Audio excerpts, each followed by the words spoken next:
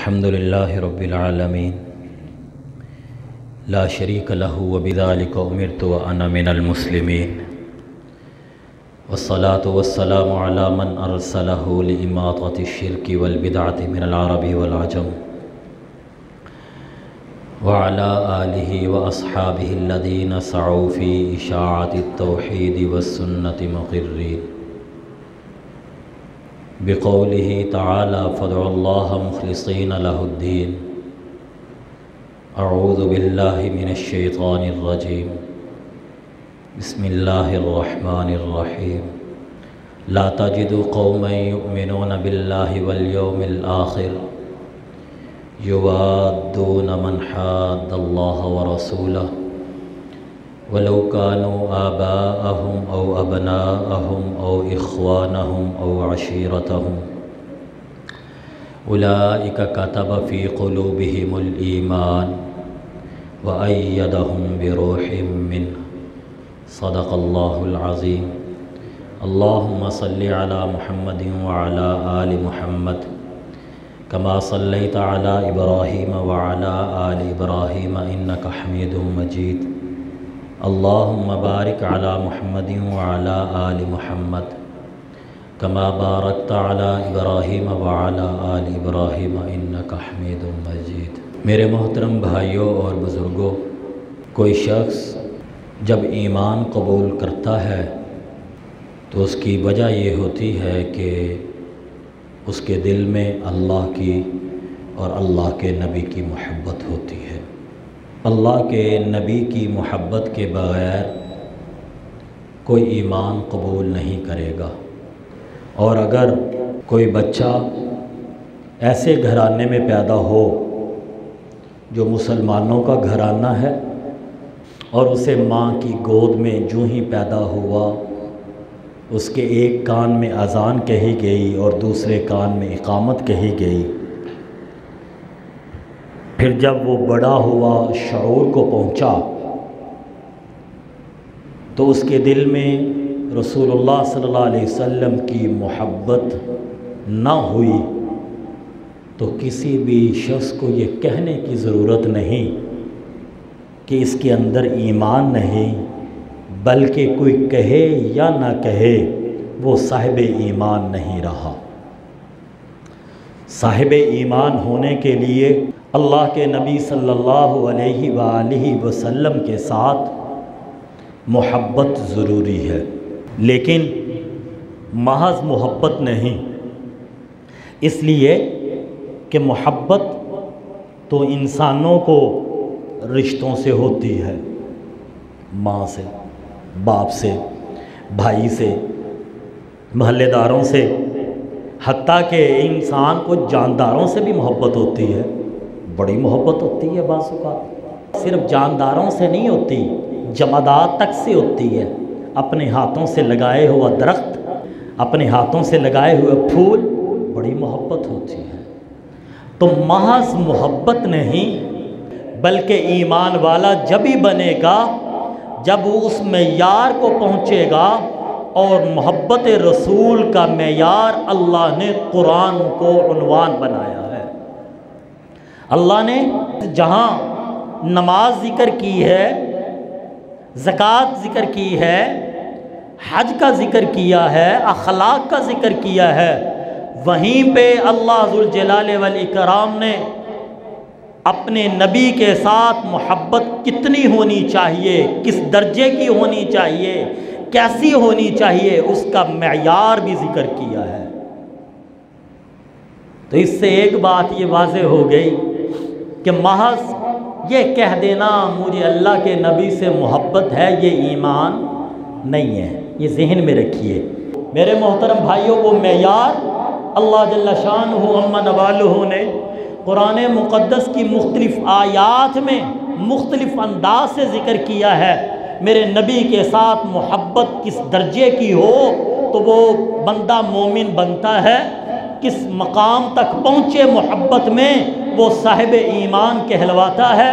تو قرآن مقدس کی ایک آیت جس میں اللہ یوں کہتے ہیں وَمَا آتَاكُمُ الرَّسُولُ فَخُذُوهُ وما نہاکم عنہ فانتہوا، جو رسول تمہیں عطا کر دیں، جو رسول تمہیں حکم کر دیں، جو رسول تمہیں بات بتا دیں، جو رسول جس بات کی طرف تمہیں بلا لیں، فخذوہ، اس کو لے لو، اس کی طرف دوڑو، اس کی طرف لپکو اور اس کو دل و جان سے قبول کر کے اپنے جسم پر، اپنے کاروبار پر، اپنے خاندان پر، اپنی مملکت پر، اپنے وطن پر لازم کر دو۔ وما نہاکم عنہ فانتہوا، اور جس سے اللہ کا نبی روک دے، فانتہوا، اس سے رک جاؤ۔ یہ ایک پہلی آیت ہے جس میں معیار محبت رسول بیان ہوا ہے۔ میرے محترم بھائیو، اسی طرح اللہ جل شانہ عما نوالہ نے آقا کائنات، سید الانبیاء، امام الانبیاء، سلطان الانبیاء، خاتم الانبیاء، شافع روز محشر حضرت محمد الرسول اللہ صلی اللہ تعالی علیہ وآلہ وسلم کے ساتھ ایک ایمان والے کے لیے کتنی محبت ضروری ہے، اسے ایک اور مقام پر سورۃ النساء کی آیت نمبر 65 میں ذکر کیا۔ فَلَا وَرَبِّكَ لَا يُؤْمِنُونَ حَتَّى يُحَكِّمُوكَ فِي مَا شَجَرَ بَيْنَهُمْ ثُمَّ لَا يَجِدُوا فِي أَنفُسِهِمْ حَرَجًا مِمَّا قَضَيْتَ وَيُسَلِّمُوا تَسْلِيمًا۔ کتنی اہم ہے رسول اللہ سے محبت کہ اللہ معیار بیان کر رہے ہیں۔ نماز کا ذکر کیا اللہ نے، لیکن ظہر کی کتنی رکھتے ہیں ذکر کیا قرآن میں؟ نہیں ذکر کیا۔ حج کا ذکر کیا، لیکن اس کی تمام تفصیلوں کا ذکر نہیں کیا۔ اخلاق کا ذکر کیا، اس کی ایک ایک جزی کو نہیں بیان کیا، لیکن اپنے نبی صلی اللہ علیہ وسلم کا جب تذکرہ کیا تو پھر اس کی جزیات کو بیان کیا کہ آقا سے اتنی محبت ہوگی تو مومن ہوگا۔ اندازہ فرما لیجئے یہ کتنی اہم بات ہے۔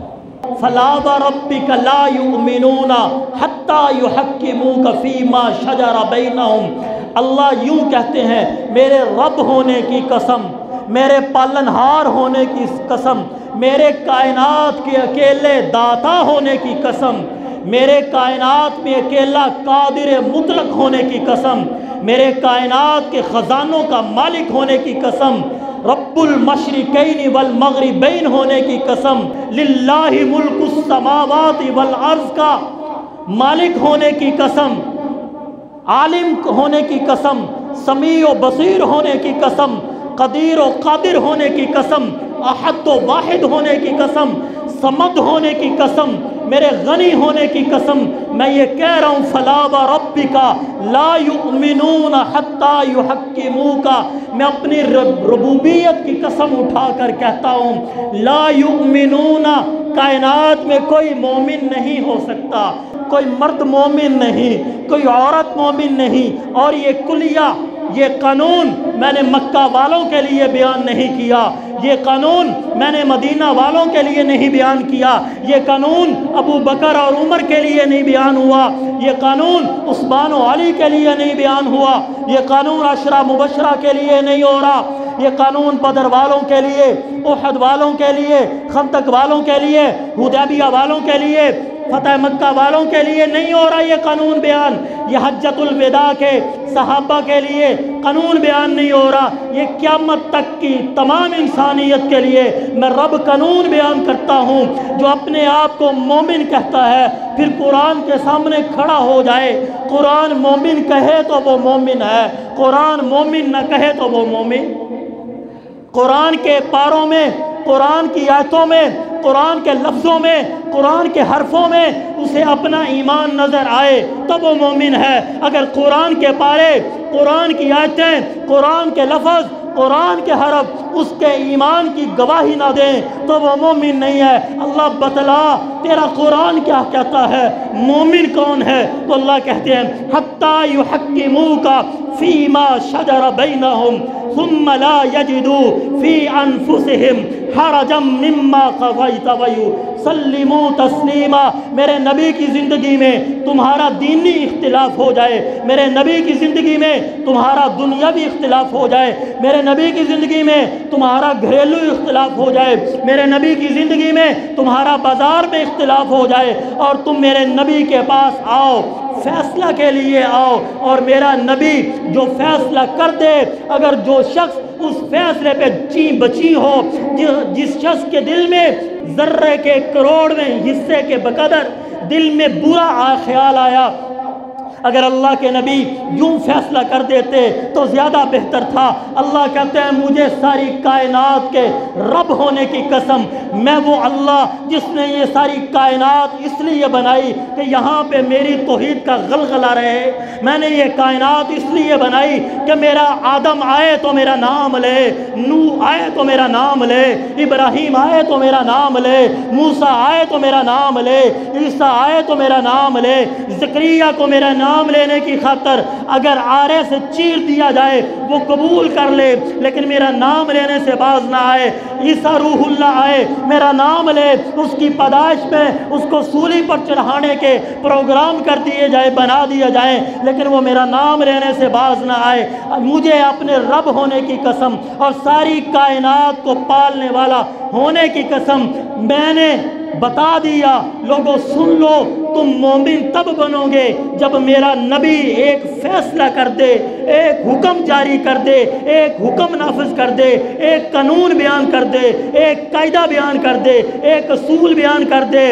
वो तुम असूल, वो कानून तुम्हारे खिलाफ, तुम्हारे कारोबार के खिलाफ, तुम्हारे मुल्क के खिलाफ, तुम्हारे ख़ानदान के खिलाफ, तुम्हारे भाई के खिलाफ, तुम्हारी माँ के खिलाफ जाए, और ज़र्रे के बराबर भी अगर तुमने दिल में ये ख्याल कर लिया कि अगर ये कानून ना होता, कुछ देर बाद हो जाता, अभी ना होता, बाद में होता, तुम मोमिन नहीं रहोगे, तेरा एक अमल भी कबूल नहीं, तेरी सारियाँ नेकियाँ बर्बाद हो जाएंगी।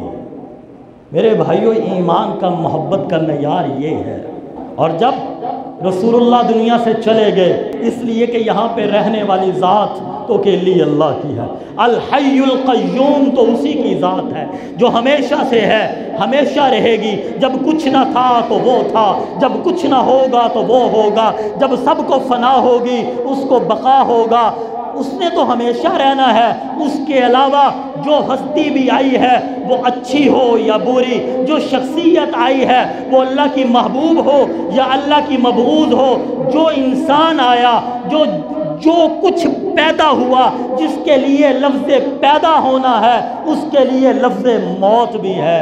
लोगों सुन लो, ईमान कितना लाजमी और मेरे नबी का मकाम क्या है। तुम कहते हो हमें नबी से मोहब्बत है लिहाजा नबी आलिमुल कुल है, तुम कहते हो नबी से मोहब्बत है लिहाजा नबी हर जगह मौजूद है, तुम कहते हो हमें नबी से मोहब्बत है लिहाजा नबी हमारी बातें सुनते हैं, तुम कहते हो हमें नबी से मोहब्बत है, नबी हमारी हाजतें पूरी करते हैं। और ज़ालिमों, ये नबी से मोहब्बत की अलामत नहीं है, ये नबी के साथ ईमान की अलामत नहीं है, ये तो तकाज़े अल्लाह के साथ हैं। अल्लाह हर जगह पर मौजूद है, हर बात को जानने वाला अल्लाह है, दाता अल्लाह है, कादिर अल्लाह है, मुक़्तदिर अल्लाह है। नबी के साथ अगर मोहब्बत है तो ये होनी चाहिए, जब नबी दुनिया से चले गए वो जाम पी लिया जो जाम हर ज़ी रूह ने पीना है। अब तुम्हारे दरमियान कोई मुखालफत हुई, तुम्हें किसी चीज़ की ज़रूरत हुई, तुम्हें किसी फ़ैसले की ज़रूरत हुई, तुम्हारे कारोबार में, तुम्हारे रिश्तेदारों में, तुम्हारी मुमलकत में तुम्हें किसी परेशानी लायक हो गई, तुम फ़ैसला चाहते हो, तो याद रखो अगर वो फ़ैसला अल्लाह के कुरान से करवाते हो, अगर वो फ़ैसला नबी ज़िशान हज़रत मुहम्मदुर रसूलुल्लाह सल्लल्लाहु अलैहि वालिहि वसल्लम अल्फ़ा अल्फ़ा मर्रतिन बिअददि कुल्ली ज़र्रतिन, अल्लाह की रहमतें हों हमारे आका पर रेत के ज़र्रों से ज़्यादा, अल्लाह की रहमतें हों हमारे आका पर आसमान के सितारों से ज़्यादा, अल्लाह की रहमत हो हमारे नबी पर समंदर के कतरों से ज़्यादा। याद रखो नबी से अगर तुम्हें मोहब्बत है, और ऐसी मोहब्बत है कि जब नबी दुनिया से चले गए लेकिन उनके ऊपर उतरी हुई कुरान किताब कुरान की शक्ल में मौजूद है, उनकी ज़ुबान अथर से निकले हुई अहादीस मौजूद हैं, अगर तुमने कुरान के ख़िलाफ़ फ़ैसला कर लिया, अगर तुमने हदीस के ख़िलाफ़ फ़ैसला कर लिया, याद रखना तुम मोमिन नहीं रहोगे।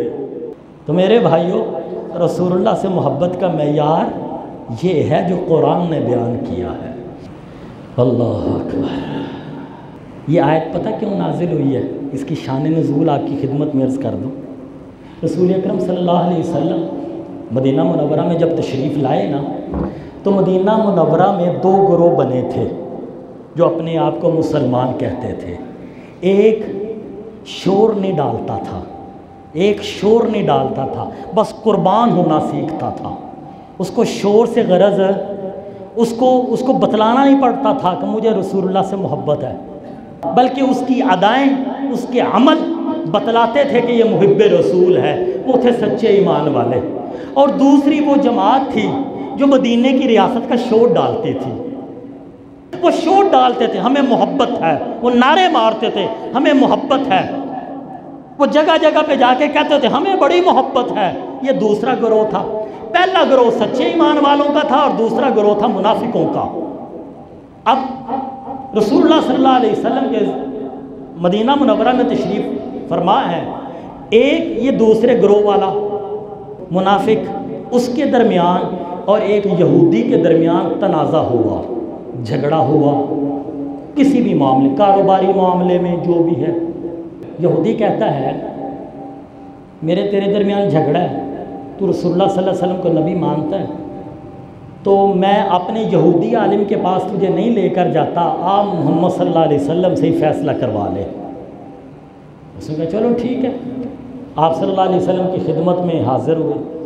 آپ صلی اللہ علیہ وسلم نے دونوں کی بات کو سن لیا، اور سننے کے بعد آپ صلی اللہ علیہ وآلہ وسلم نے یہودی کو صائب پایا کہ یہ حق پر ہے، اس کی بات ٹھیک ہے، یہ معاملے میں درست ہے، تو آپ نے یہودی کے حق میں فیصلہ کر دیا۔ فیصلہ ہوا، باہر آئے۔ وہ منافق کہنے لگا یار کیوں نہیں، چلو حضرت عمر کے پاس چلتے ہیں۔ وہ یہودی کہنے لگا یار جب آقا نے فیصلہ کر دیا تمہارے نبی نے، تو اب ادھر جانے کی کیا ضرورت ہے؟ لیکن آپ جانتے ہیں جو شور ڈالنے والے ہوتے ہیں، مرضی کا فیصلہ آئے تو عدالت ٹھیک ہے، مرضی کا فیصلہ نہیں آئے تو عدالت خراب ہے۔ مرضی کے بندے ہوں تو الیکشن کمشنر ٹھیک ہے، اور اگر مرضی کے بندے نہ ہوں تو سارے غدار ہیں۔ کرسی پہ رکھیں تو وفادار ہیں، کرسی کھینچ لی تو کوئی بھی وفادار نہیں ہے۔ تو یہ مدینے کی ریاست والے یوں باتیں کرتے ہی رہتے ہیں، یہ لڑی چلی آ رہی ہے، ختم نہیں ہوئی ابھی۔ تو خیر اس نے کہا کہ حضرت عمر کے پاس چلتے ہیں۔ انہوں نے کہا ٹھیک ہے، حضرت عمر کے پاس چلے جاتے ہیں۔ حضرت عمر رضی اللہ تعالی عنہ کے پاس گئے اور جا کر کہا، حضرت عمر دروازہ کھٹکھٹایا، حضرت عمر باہر آئے، پوچھا کیوں آئے ہو؟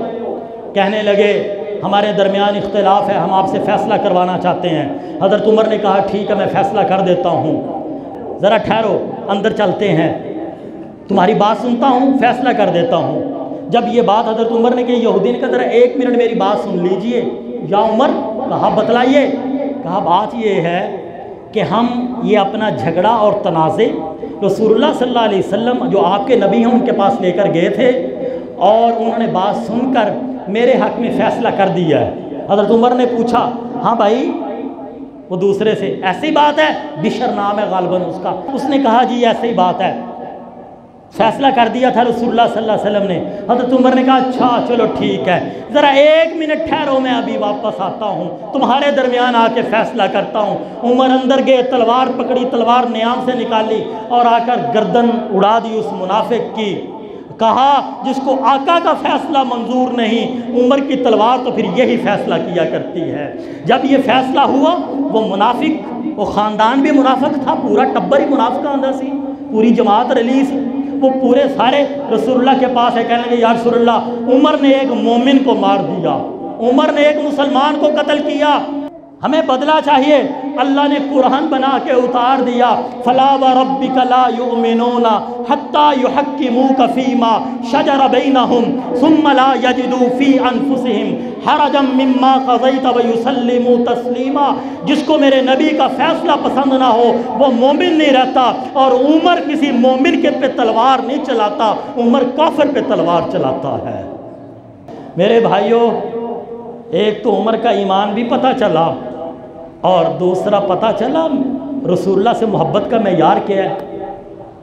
قرآن نے اس جگہ پہ بیان کر دیا رسول اللہ سے محبت کا معیار کیا ہے کہ آپ کی بات کو تسلیم کر لینا دل کی خوشی سے، اور اگر آپ کی بات کو تسلیم نہ کیا، اگر عمر ہوتے اگر آج عمر ہوتے نا، مسلمان تھوڑے رہ جانے سن۔ اس واسطے تے یہودیاں دے ساتھی آج عمر دے دشمن نے، جنہوں نے کلمہ پڑھا ہوا ہے لیکن ان کا کلمہ محمد الرسول اللہ پہ پورا نہیں ہوتا، وہ عمر کے دشمن ہی ہیں، اس لیے کہ عمر نے پہلے دن تلوار انہی پہ چلائی تھی۔ قرآن نے یہ بتلا دیا رسول اللہ سے محبت کا معیار یہ ہے، اللہ کا نبی جو فیصلہ کر دے اس فیصلے کو تسلیم کر لینا۔ اللہ کے نبی کے مقابلے میں کوئی فیصلہ قبول نہیں ہے، اللہ کے نبی کے مقابلے میں کوئی شخصیت قبول نہیں ہے۔ قرآن نے یہاں پہ اتنا بیان کیا، دوسری جگہ پہ اللہ قرآن میں فرماتے ہیں لا تجد قوما یؤمنون باللہ والیوم الآخر یوادون من حاد اللہ ورسولہ۔ جب تو نے ایمان کا دعویٰ کر لیا تو پھر ان لوگوں سے محبت نہیں کرنی جو اللہ اور اللہ کے نبی کے دشمن ہیں، جو اللہ اور اللہ کے نبی کے مخالف ہیں، جن کے دلوں میں اللہ اور اللہ کے نبی کی محبت میں کمی ہے۔ ان سے اگر تو نے دوستی کی تو تیرا ایمان نہیں، اور اگر تو نے اللہ کے نبی کو مان لیا، ان کو پیچھے چھوڑ دیا، اللہ قرآن میں کہتا ہے اولئک کتب فی قلوبہم الایمان۔ آج میرے بھائیوں، میرے بزرگوں، میرے دوستوں، ہم اگر اپنی پہچان کرنا چاہتے ہیں کہ میں مسلمان ہوں کہ نہیں، میں مومن ہوں کہ نہیں، اللہ نے ایک آیت میں بیان کر دیا ہے۔ قرآن کی ایک آیت پڑھیے، پتہ چل جائے گا میں مومن ہوں کہ نہیں۔ قرآن کہتا ہے لا تجد قوما یؤمنون باللہ والیوم الآخر، نہ پائے گا کوئی قوم یؤمنون باللہ جو اللہ پر ایمان لاتی ہو، آخرت کے دن پر ایمان لاتی ہو، یوادون وہ محبت کرتے ہوں ان لوگوں کے ساتھ جو اللہ کے اور اللہ کے رسول کے مخالف ہوں، جو محبت کرتے ہیں ان لوگوں کے ساتھ جو اللہ اور اللہ کے نبی سے بغض رکھتے ہوں، وَلَوْ كَانُوا آبَاءَهُمْ اگرچہ ان کے باپ ہوں، ابناءَهُمْ ان کے بیٹے ہوں، اخوانَهُمْ ان کے بھائی ہوں، اور عشیرتہم یا ان کا کنبہ قبیلہ خاندان برادری ہی کیوں نہ ہو، اولئک کتب فی قلوبہم الایمان، جس کے دل میں اتنی محبت آ جائے کہ اللہ کے نبی کے مقابلے میں بھائی آئے وہ چھوٹ جائے، باپ آئے وہ چھوٹ جائے، خاندان آئے وہ چھوٹ جائے، اور اللہ اور اللہ کا نبی دل میں رہے، اولئک کتب فی قلوبہم الایمان، یہی ہے جن کے دلوں میں اللہ نے ایمان لکھ دیا۔ میں اور آپ اپنا محاسبہ کریں، ہم کس درجے میں کھڑے ہیں۔ میرے بھائیوں، ایک بات آپ کی خدمت میں عرض کر دوں، ایمان اور کیفیت ایمان، ایمان کے لیے ابو بکر اور 15ویں صدی کا مسلمان برابر ہونا ضروری ہے۔ کیفیت ایمان میں فرق ہوگا، یہ نہیں ہم کہیں نہیں جی وہ تو صحابہ تھے، وہ تو تابعین تھے، وہ تو ائمہ تھے، ان کی اور بات ہے، ہماری اور بات ہے۔ اللہ نے جب ایمان کا کلیہ، ایمان کا قانون بیان کیا، ابو بکر کے لیے بھی وہی ہے، 15ویں صدی کے مسلمان کے لیے بھی وہی ہے۔ یہ ذہن میں رکھیے اور اس کے اوپر عمل کر کے ہماری ماں نے بتایا ہے رسول اللہ سے محبت کا معیار کیا ہے اور محبت کیسی ہونی چاہیے۔ رسول اللہ صلی اللہ علیہ وسلم کی زوجہ، تمام مومنین کی ماں حضرت ام حبیبہ رضی اللہ تعالی عنہا، ان کے والد کا نام ہے ابو سفیان، اور ابو سفیان قریش کے سرداروں میں تھے۔ فتح مکہ پہ مسلمان ہوئے، اس سے پہلے یہ کافر تھے اور سردار تھے۔ صلح حدیبیہ کے موقع پر جب مشرکین میں اور مسلمانوں میں معاہدہ ہوا تو پھر یہ مکہ کے لوگوں نے اس معاہدے کو توڑ دیا۔ جب معاہدہ توڑ دیا ان کو نقصان ہوا۔ اب یہ رسول اللہ صلی اللہ علیہ وسلم کے ساتھ دوبارہ بات کرنے کے لیے، معاہدے کی تجدید کے لیے، کچھ رعایت مانگنے کے لیے انہوں نے کہا کون جائے؟ تو فیصلہ تو حضرت ابو سفیان کا ہوا، یہ جائیں۔ دو وجہ ہے، ایک قریش کا سردار ہے، دوسرا بڑی عمر والا ہے، اور تیسرا ان کی بیٹی رسول اللہ کے گھر میں ہے، یہ رسول اللہ کے سسر بھی ہیں۔ اس لیے حضرت ابو سفیان کو بھیجا گیا۔ حضرت ابو سفیان مدینہ منورہ میں آئے اور سیدھا بیٹی کے گھر گئے۔ دروازہ کھٹکھٹایا، بیٹی نے دروازہ کھولا، باپ کو دیکھا، باپ سے چمٹی، باپ بیٹی سے چمٹا۔ دوستو ذرا خیال تو کرو، 8-9 سال کی جدائی ہے، اور بیٹی بھی وہ ہے جس کو ابو سفیان سے محبت بہت ہے۔ بیٹیاں تو باپوں سے محبت کرتی ہی بہت ہیں نا۔ کیا منظر ہوگا؟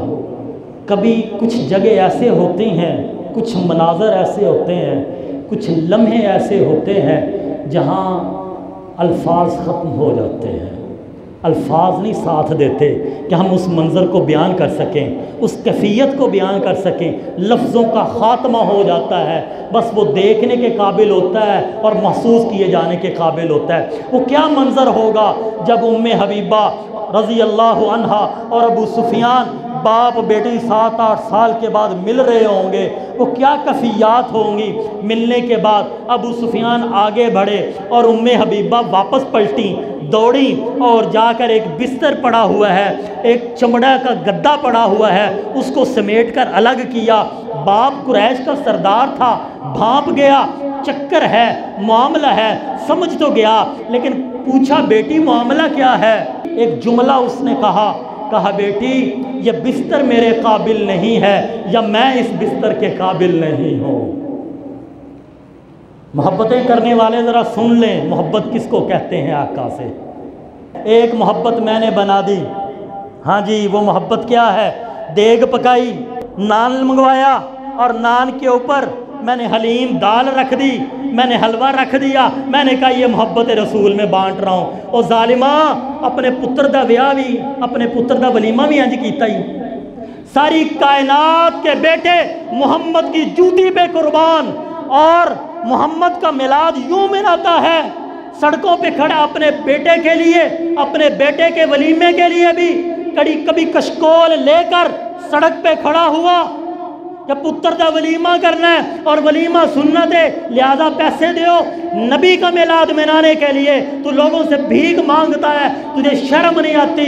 تو نے قرآن نہیں پڑھا؟ اگر تو قرآن پڑھتا، یوں محبت نہ کرتا، یوں نبی سے محبت نہ کرتا، تو قرآن پڑھتا تو پھر یوں محبت نبی سے کرتا جیسے ام حبیبہ نے کی ہے۔ اب سنیے ام حبیبہ کی محبت رضی اللہ تعالی عنہا۔ باپ نے کہا بیٹا میں اس کے قابل نہیں، یا بستر میرے قابل نہیں۔ میرے محترم بھائیوں، میرے بزرگوں، میرے دوستوں، بڑی منت اور ترلے اور لجاجت سے عرض کرتا ہوں، خدا کے لیے مسلک پستی میں آ کر اللہ کے نبی کی بات کو نہ سنا کرو۔ جو بات جہاں سے صحیح ملے اس کو قبول کر لیا کرو۔ میری ماں نے ایک جملہ کہا تھا کہ ابا انت رجل مشرک نجس وہذا فراش رسول اللہ صلی اللہ علیہ وسلم۔ ابا تو مشرک اور ناپاک ہے، اور یہ بستر ساری کائنات سے طیب و طاہر، ساری کائنات سے ازکا اور مزکا، ساری کائنات سے بلند و بالا، ساری کائنات سے اونچا، ساری کائنات سے اعلیٰ کا بستر ہے۔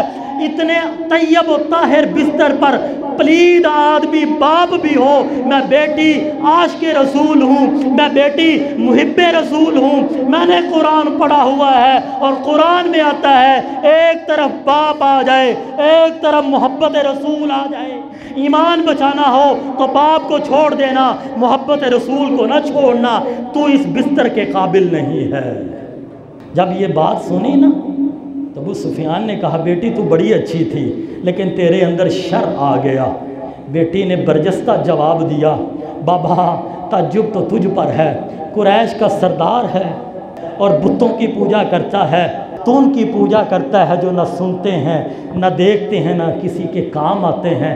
بابا تو ان کی پوجا کرتا ہے، تیرے پہ تعجب ہے، سردار ہو کر حرکتیں کیسی کر رہا ہے۔ میرے محترم بھائیوں، میرے بزرگوں، میرے دوستوں، آج کا جمعہ رسول اللہ صلی اللہ علیہ وسلم کے ساتھ محبت کا معیار کیا ہے، یہ صرف تمہید تھی۔ آئندہ جمعہ انشاءاللہ العزیز تفصیل سے عرض کروں گا۔ اللہ مجھے، آپ کو، ہر مسلمان کو آقا کائنات صلی اللہ علیہ وآلہ وسلم کی وہ محبت نصیب فرمائے جو محبت اللہ کے ہاں قابل قبول ہو۔ آپ صلی اللہ علیہ وآلہ وسلم کی زندگی کو اپنانے کی اللہ مجھے اور آپ کو توفیق عطا فرمائے۔